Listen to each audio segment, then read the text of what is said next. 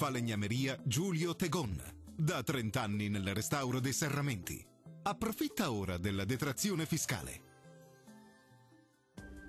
Le nostre regioni ancora nella morsa del vortice Igor. Sarà instabile in alcuni settori, ma diamo uno sguardo più approfondito con l'aiuto della nostra grafica.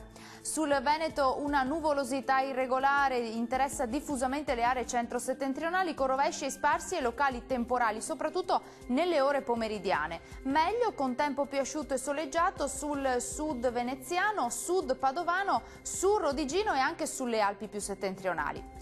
Temperature massime tra i 18 e i 21 gradi, minime attese tra 11 e 15 gradi circa. Che tempo farà invece sul Friuli Venezia Giulia? Tempo migliore anche in questo caso al mattino, al pomeriggio più nubi con addensamenti diffusi e locali rovesci o temporali. Andrà meglio sul Goriziano, sul Triestino e sul sud udinese. Temperature massime tra i 18 e i 20 gradi, minime tra 13 e 14 gradi circa.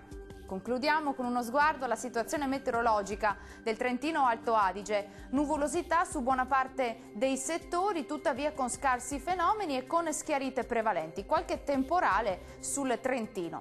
Temperature massime attese tra i 22 e i 23 gradi, valori minimi tra 14 e 12 gradi circa.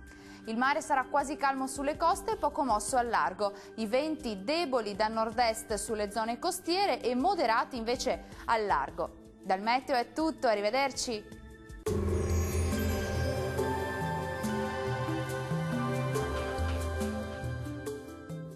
Falegnameria Giulio Tegon. Da 30 anni nel restauro dei serramenti. Approfitta ora della detrazione fiscale.